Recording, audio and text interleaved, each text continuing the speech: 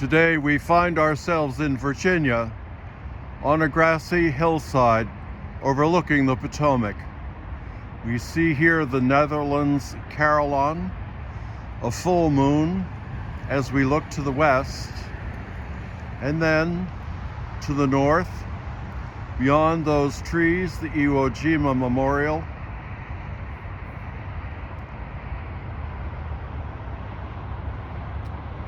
And then Washington itself by the dawn's early light.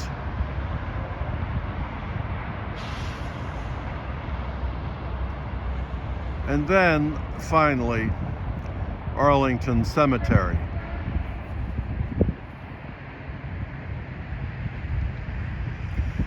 Today is Veterans Day, our national holiday to honor all military veterans. It coincides with Armistice Day and Remembrance Day celebrated in European countries, all marking the end of World War I. As a point of clarity, let me add that unlike Veterans Day, Memorial Day celebrates all those who have died in military service, and Armed Forces Day on June 25 honors those currently serving. The people of the Netherlands presented the Netherlands Carillon to the people of the United States in recognition of American assistance during World War II. This 53-bell carillon was dedicated in 1960. The smallest bell weighs 25 pounds. The largest bell weighs 12,000 pounds plus. To the north, behind the trees, we've seen already the Iwo Jima Monument.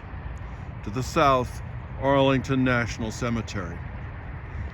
This cemetery houses the grave sites of 400,000 people buried here on 640 acres.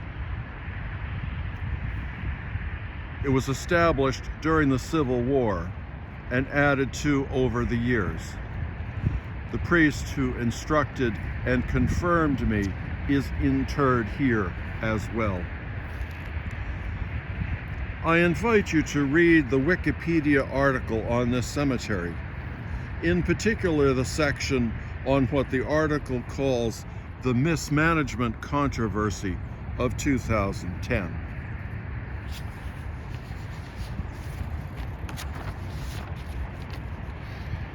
Then read up on the Walter Reed Hospital neglect scandal of early 2007, also in Wikipedia. Politicians throughout my lifetime have never hesitated to wrap themselves in the flag and sing the praises of those serving in the military. Yet also, throughout my lifetime,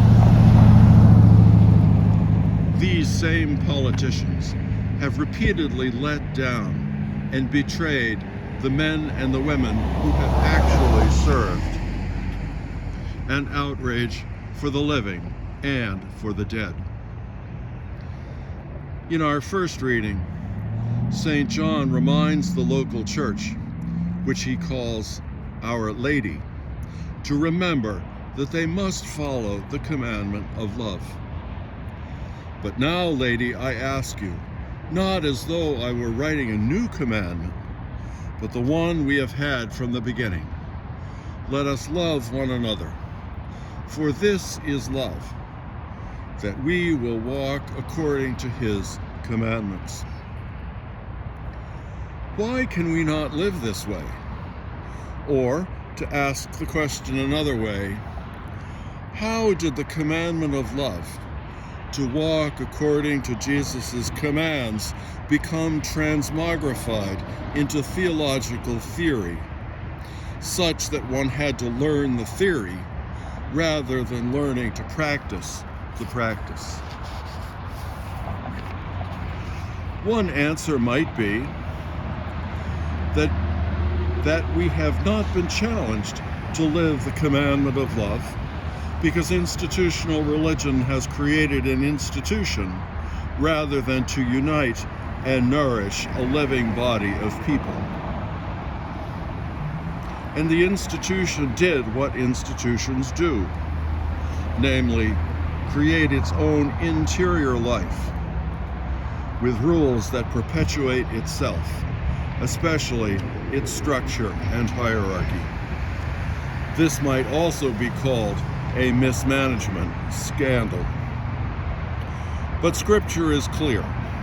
We must walk the walk of love, respect, care, and concern.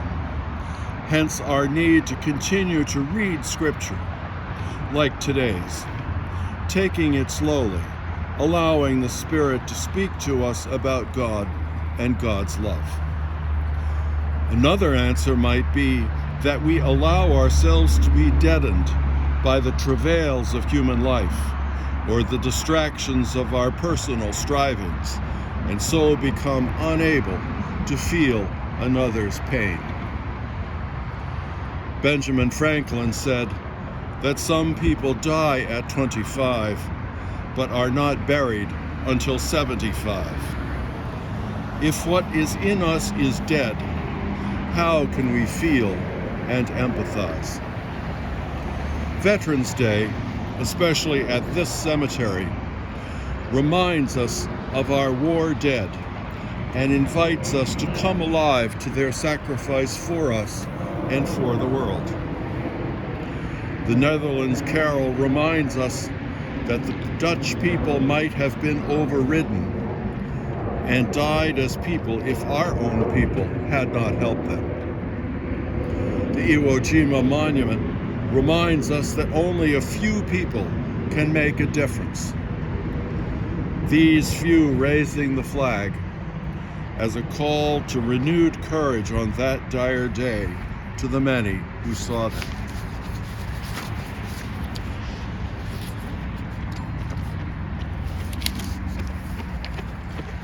Perhaps on this Memorial Day, we can invite the love of God into our hearts and imaginations in a fuller and richer way, to give new life to whatever in us might be dying of cynicism, discouragement, or grief, and help us to walk the walk of love.